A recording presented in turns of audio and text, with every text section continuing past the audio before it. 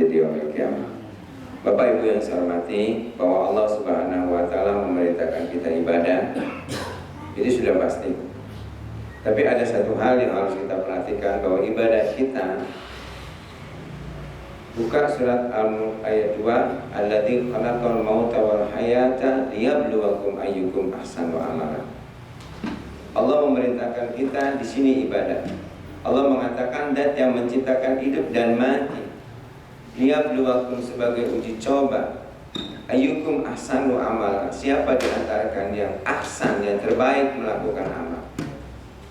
Artinya hidup dan mati kita ujian, dan tugas kita adalah bagaimana ujian ini menjadi ahsanu amala, yang terbaik amal. Allah berbicara yang terbaik, jadi bicara kepada kualitas, bukan pada kuantitas. Contoh Bapak, kita sama anak kita puasanya sama. Pada adzan subuh kita mulai start puasa sampai nanti kita tunggu sampai buka puasa. Tapi apakah puasa kita sama dengan puasa anak-anak kita? Itu tergantung kepada kita. Jadi yang kita kejar dalam ibadah ini kuantitasnya ya, kualitasnya juga iya. Contoh sholat duhur. Sholat duhur 4 rakaat, ya. Boleh nggak sholat duhur kurang? Mungkin kita capek. Boleh nggak kurang? Kalau nggak ada rusuh tidak boleh.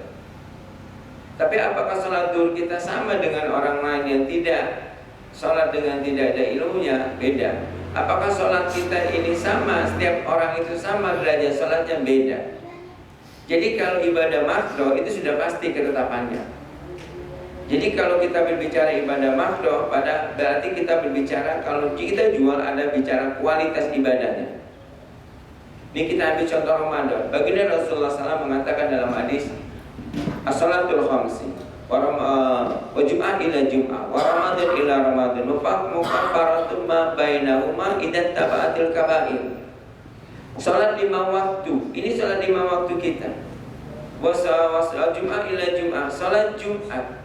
Wa ramadan ila ramadan, puasa dari Ramadan ke Ramadan, mukaffaratun ma bainahunna, merupakan penghancur dosa dari kita, dosa kita. Idan taba'atil kaba'ir, kalau orang itu menjauhi dosa besar. Kita tarik lagi salat Jumat. Salat Jumat itu merupakan pengampun dosa buat kita dari Jumat ke Jumat ditambah 3 hari. Tapi syaratnya, kata Rasulullah, man tawaddu'a wa asana wudu'a, siapa orang yang wudunya bagus, suma'ata ila Jum'ah, kemudian datang salat Jumat, fastama'a, mendengarkan, wa ansata, memperhatikan khatib, ghufira lahu ma baina Jum'ah wa ziyadatu salasa, maka Allah akan berikan ampunan buat dia dari Jumat ke Jumat 7 hari, wa ziyadatu salasa, 7 ditambah 3, 10 hari. Jadi Jumat kita itu pengampun buat dosa kita, syaratnya 3. 1, wudunya bagus. Yang kedua, fastama'a, mendengarkan. Yang ketiga, wa ansata, memperhatikan. Kita di mana yang 3 ini? Kalau wudu insya Allah lah bagus. Tapi wastama'a ini agak repot. Saya dari 2001 Pak belajar khutbah Jumat, pulang dari pondok 2001 belajar khutbah Jumat sampai 2016, hampir 40% laki-laki di masjid itu tidur. Mudah-mudahan bapak-bapak enggak bangun, tidur juga gitu ya. Kita tidur, kenapa tidur? Kenapa dikasih tidur? Karena setan tahu kalau kita mendengarkan khotib, memperhatikan khotib, maka Allah ngasih ampunan 10. Maka dijebak sama setan. Setan itu pemain cantik Pak. Setan itu juga bisa baca ayat Quran. Karena nggak mungkin bisa ngalahin kita kalau dia nggak paham Al-Quran gitu. Kayak contoh, orang kok bisa maling di rumah kita? Kenapa? Karena tahu rumah kita. Ada nggak orang Jakarta maling? Pak, permisi Pak, FD 10 mana yang ngapain Pak? Saya mau maling nih, tolong tunjukin jalannya. Siapa yang maling? Orang yang dekat. Begitu juga setan dekat, paham. Jadi gimana setan menghancurkan Ramadan puasa kita, sholat Jumat kita? Salah satu kita dibuat tidur. Syarat 2 bilang, secara wajib kuburan wajib selepas. Tapi nggak dapat ampunan karena 1 tidur. Kalau sudah tidur ya tidak wastama, tidak mendengarkan dan tidak memperhatikan. Begitu juga Ramadan. Ini kita akan nih, insya Allah Ramadan tinggal 7 hari lagi kalau nggak salah Pak ya. Ini orang sudah galau, dibawa pulang kampung, alasan mudik ya. Mudik malu amat, mudik ini dari tahun kemarin nggak mobil baru, akhirnya nyewa mobilnya. Baju nggak baru, ngutang, semua baru, begitu pulang sampai rumah kan darahnya tensinya naik, banyak yang harus dibayar kredit. Ini rental mobil udah berapa juta, baju rental, sepatu rental, karena pengen disebut aneh gitu loh. Kita pengen disebut wah, tapi ngerogoin diri sendiri. Ini sekarang nih, puasa tinggal seberapa lagi tugas kita, bagaimana puasanya nembus surga. Ada seorang sahabat bertanya namanya Abu Amamah. Utitu ila Nabi sallallahu alaihi wasallam, aku datang kepada baginda Rasulullah sallallahu alaihi wasallam. Kemudian Abu Amamah berkata, "Ya Rasulullah, ya Nabi, murni bi amalin yadkhuluni fil jannah." Ya Rasulullah, ajari aku satu amalan yang bisa mengantarkan aku ke dalam surga. Apa jawab Rasulullah? Alaika bisyam, kamu benerin aja puasa. Suma utitu sanian, kemudian aku datang kedua kali. Apa kata Rasulullah? Alaika bisyam, kamu benerin puasa. Artinya apa? Ini puasa kita bisa beli surga, Pak. Kalau surga tidak dapat, insya Allah bidadari bagiannya, Pak. Sampai Rasulullah aja menggambarkan surga itu la ainun ra'at wala udunun sami'at wala qatratin bil qalbi bashar. Surga itu enggak ada mata yang pernah memandang. Kalau surga itu Allah kasih seperti mutu, insya Allah orang pasti enggak mau. Sebab dulunya dari situ. Surga itu tidak ada mata memandang, wala udunun sami'at, tidak pernah ada yang bisa didengarkan oleh telinga manusia. Jadi kita mendengar cantiknya suara surga itu seperti apa enggak tahu. Wala qatratul fil qalbi bashar, sampai Rasulullah mengatakan tidak akan mampu dihayalkan oleh hati kita. Kita ngayal surga aja nggak mampu. Ini yang kita beli. Surga itu subhanallah, satu nikmat di dunia ini 1% direbut semua orang. Kita bisa makan sate, itu 1% direbutan semua orang. Yang untuk di sana 99% buat sendiri. Tapi mahal. Mahalnya ini puasa ini mahal. Bahkan Rasulullah mengatakan alaika bisyam, kamu rajin ada puasa. Artinya apa? Puasa ini mau beli surga. Makanya puasa itu mahal. Ciri puasa kita nggak tahu. Puasa ini kan cirinya ikhlas. Tapi ciri ikhlas puasa itu kita nggak tahu kan. Kalau sholat ketahuan kan bacaannya bagus. Surat Al-Baqarah dari Alif Lam Mim sampai selesai. Gimana Pak, besok lagi enggak? Jangan pakai lagi ya, kepanjangan gitu. Bagus sih suaranya, kita tahu. Tapi kalau puasa apa standar? Lemes dia. Kenapa lemes Bang? Puasa. Padahal sahurnya nggak kebagian sama anaknya. Banyak anak banyak rezeki. Papa Bang, kok udah terus? Saya ikhlas puasa. Padahal terawihnya kemarin deket kipas nggak kebagian tempat, masuk angin.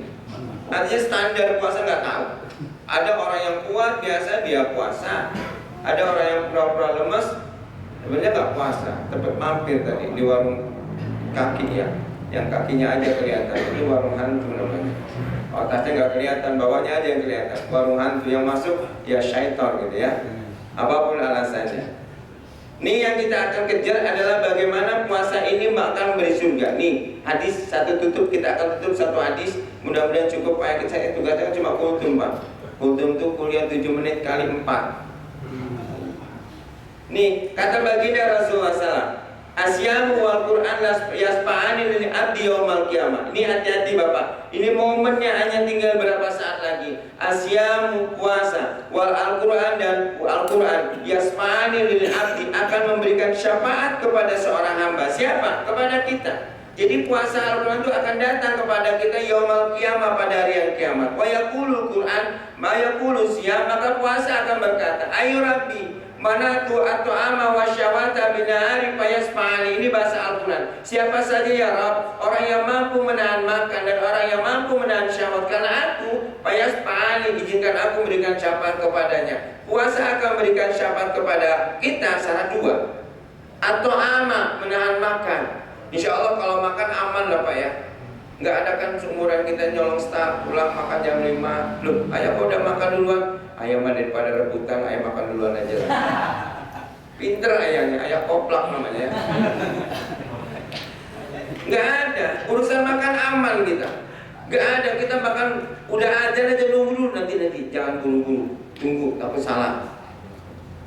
Tunggu, kita tunggu. Udah yakin baru kita aja. Kenapa? Makan. Tapi yang kedua ini yang berat, syahwat. Nih, yang berat ini syahwat ini loh. Syahwat ini bukan syahwat ini maksudnya Pak. Bukan laki sama perempuan, kalau puasa biasanya ditahan. Insya Allah kita kan pada libur semua kan. Kamar istri kita nggak dikunci tapi dipaku. Udah sana istikaf katanya. Istikaf kita terpaksa mau pulang, rumah dipaku katanya. Nah itu kalau ada ibunya suruh maku aja pada di rumah aja, ngapain di rumah Ramadan? Ya, Gembok lah. udah di masjid aja gitu. Udah di masjid nikmat Pak. Saya dari hari pertama cuma 2 malam saya nggak datang karena sakit ya, sakit. Semalam juga saya muntah-muntah di rumah. Di masjid enak, di masjid itu. Kipas ada, makanan banyak, apalagi rumahnya ada tarawehnya, ada tadarusnya kan. Yang tadarus 3, kuenya 3 baskon. Nah buat kita gitu, udah pura-pura tidur makan aja.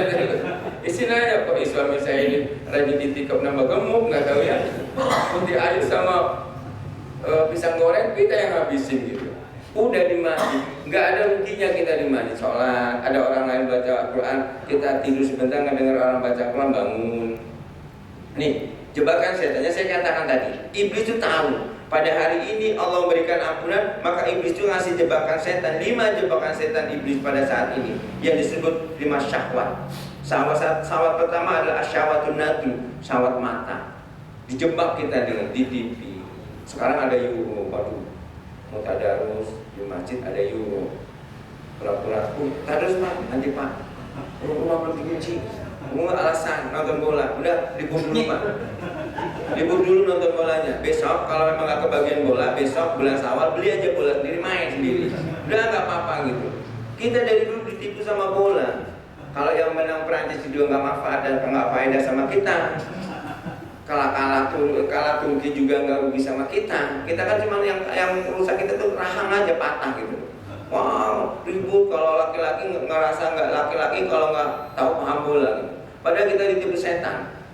Saat ini Ramadan mahal, maka syahwat mata ini loh yang dimainkan oleh setan. Maka lihat, kenapa Ramadan orang banyak keluyuran. Nanti bapak main dah sholat subuh. Habis sholat subuh banyak, habis sholat subuh itu orang anak-anak atau bahkan yang sedang umuran maraton, jadi atlet Ramadan ya. Nanti dia bulan Syawal nggak maraton lagi gitu. Anak-anaknya gini, ini kan koplak namanya ya. Iya, saya ngomong begini kenapa jengkel? Gak apa-apa lah kalau memang dia mau maraton di Ramadan, di Syawal juga ada. Ini mau Ramadan maraton. Udah Ramadan Syawal nggak ada.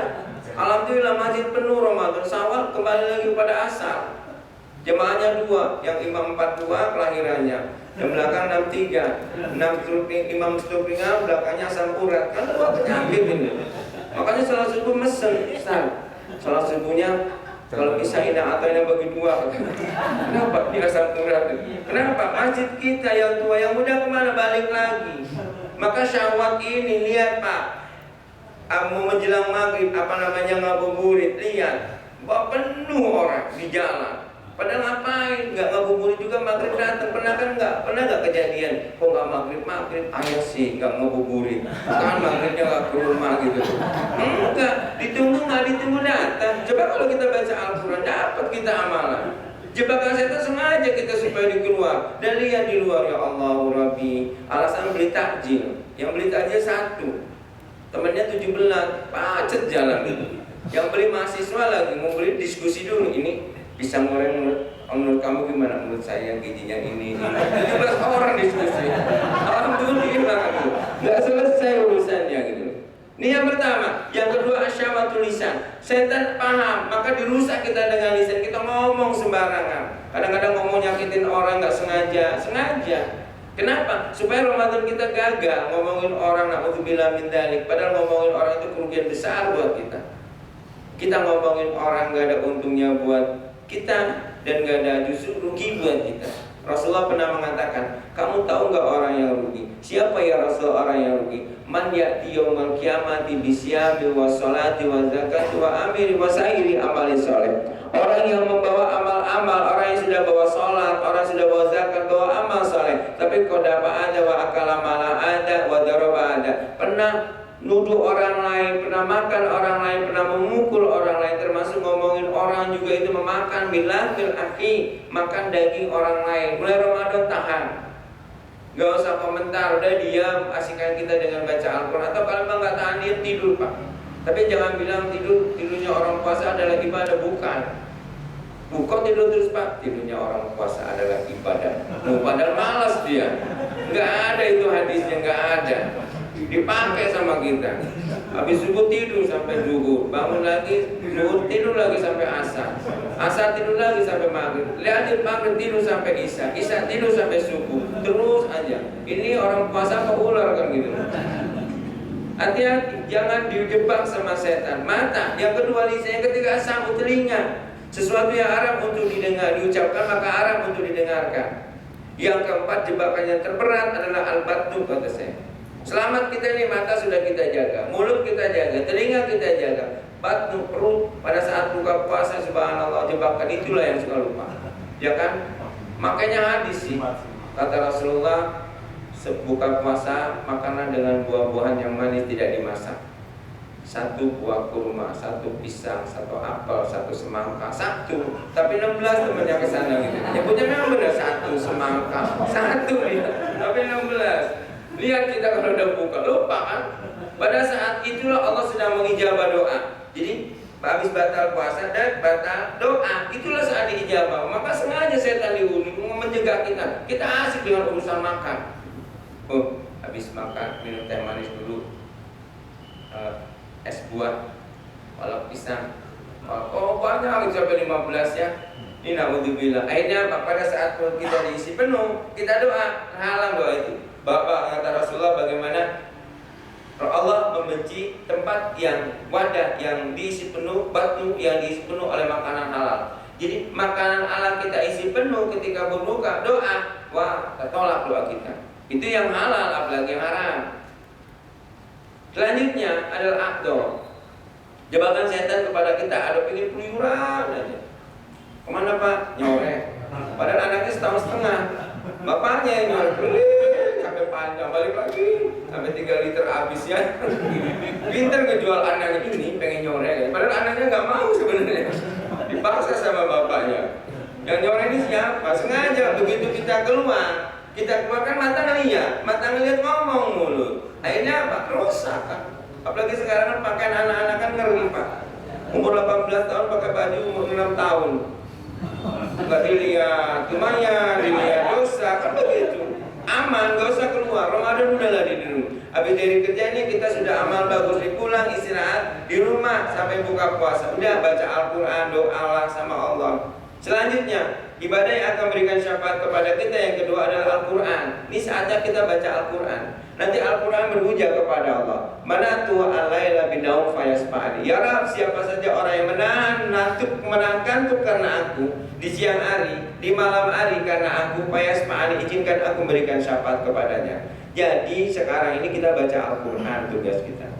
Gimana Pak, nggak ngerti, baca aja.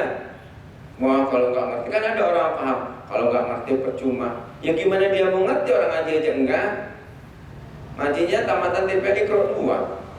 Nah, pengen ngerti, ya mimpi gitu loh.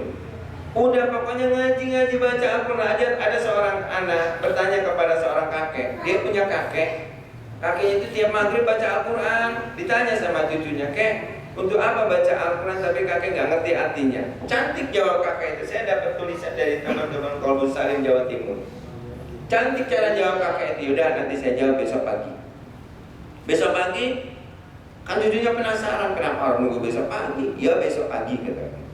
Begitu besok pagi datang, apa kayak jawabannya? Nah, jawabannya, kamu ambil ini keranjang, ada keranjang sampah yang bolong, kamu ambil air yang di sungai, kebetulan rumahnya dekat sungai, kamu unjal air ini dengan keranjang ini. Cucunya protes, kan nggak bisa kerjain. Nanti sampai duhur, menjelang duhur saya datang. Ngunjang disiapin sama kakeknya wadah di rumah dan ngambil air di sungai, tapi keranjangnya bolong, keranjang sampah kayak kita biasa. Diunjang sama udah lari jalan sampai turun nggak selesai juga.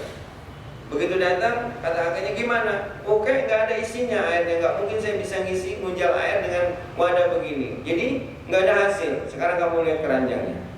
Apa yang lihat keranjang? Bersih. Ya kan kena air bulang balik. Begitulah kita baca apa, jangan tanya, jangan tanya dulu tafsirnya apa. Pokoknya baca aja berulang-ulang, insya Allah membersihin dosa. Maka baginda Rasulullah mengatakan, alaika bil Quran fa inna nurun fil qalbi wa nurun fil ard. Baca rajin baca Al-Quran. Al-Quran itu cahaya kita di bumi, cahaya kita di kubur. Jadi tugas kita baca Al-Quran aja. Nih ada berapa hari lagi. Yuk habisin waktu kita di masjid, baca Al-Quran. baca terus, baca sendiri ya, bacanya sendiri Pak. Jangan, kalau di kampung kan suka tadarus. Tadarus itu agak sanksi saya. Kenapa? Yang ngaji 3 orang, kuenya 3 baskom. Habis ngaji bodoh. Dia ini makan terus. Aku bagian dia 1 lembar udah sedekah makan dia. Emang iya, ini pengalaman pribadi Pak ya. Kan rumah saya di kampung. Artinya apa? Jangan tadarus sendiri. Yang kita tanya ini berapa tamatan saya tahun ini. Oh, 2 tamatan tahun ini, kemarin 1 tamatan tahun ini, minimal 2 tamatan. Dipaksakan sampai kapan? Sampai ngantuk. Saya kemarin itikaf, ada teman udah ngantuk sampai berdiri baca Al-Qur'annya. Iya juga ya saya bilang. Sampai berdiri, dia berdiri. Boleh nggak pada sendiri? Boleh. Sampai berdiri saya kena ngantuknya gitu. Dan pakai kopi saya khawatir kalau pegang udah ngopi tidur lagi malah. Habisin jatah panitia. Saya sahur bangun, nambah sahurnya. Ini yang rusak. Itu Bapak ya. Mudah-mudahan Ramadan akhirnya ada 2 yang kita kerjakan. Yuk, mutu puasanya dibenerin. Syahwatnya, kalau makan aman lah. Syahwatnya ini dibenerin. Jangan sesuatu jangan membelanjakan harta kita kalau berlebih. Misalnya, oh beli baju, ya cukup 2. Ini baju sampai 5 pasang. Alasannya apa? Lebaran kan 5 hari. Udah semua, nggak perlu baju baru, nggak perlu auto baru. Kita mulai belajar mendidik anak kita dengan baju yang ada, tapi kita didik anak kita dengan ibadah kita. Seorang ulama mengatakan al-id laisa bisawbil jadid walakin bitaqwa jadid. Yang dikatakan lebaran itu bukan baju barunya, tapi ketakwaan kita yang baru. Ini insyaallah ada 7 hari lagi. Mudah-mudahan kita dikasih umur panjang, kita dikasih hidup Ramadan aja sudah nikmat luar biasa. Kita hidupkan sulit Pak, tahun depan Bapak kalau saya tanya satu-satu nggak bisa ngejamin. Tahun depan hidup kan, pasti jawaban kita nggak berani ngejamin. Tapi begitu dikasih hidup Ramadan kita sia-siakan. Bola udah gampang bola, nanti cari aja di YouTube, cari pertandingan apa sama apa nanti sawal ada. Tapi kalau puasa cari di YouTube, nggak ada. Ini momen mahal Ramadan ini, maka mulai yuk. Kejar ketinggalan kita, jangan sampai menjadi Ramadan yang gagal. Apa kata baginda Rasulullah SAW? Rugiba anfurajul man ya'ti Ramadan hatta insalaha walam yaghfir lahu. Rugi orang, binasa orang yang hidup berjumpa bulan Ramadan sampai Ramadan habis, dia tidak mendapatkan ampunan Allah Subhanahu wa taala. Yang kita kejar adalah ampunannya sekarang. Mudah-mudahan ini dari saya satu tali silaturahmi buat saya dan kita semua. Apabila pertemuan ini hanya pertemuan sekali di dunia, mudah-mudahan nanti kita berjumpa di surga Allah. Kalau memang pertemuan ini dipanjangkan, mudah-mudahan Allah Subhanahu wa taala mempertemukan kita dalam keadaan yang jauh lebih baik. Ekonomi kita lebih baik, iman kita lebih baik, kesolehan lebih baik. Saya tutup subhanakallahumma wa bihamdik, asyhadu an la ilaha illa anta astaghfiruka wa atubu ilaik. Wabillahi taufiq wal hidayah. Assalamualaikum warahmatullahi wabarakatuh. Waalaikumsalam.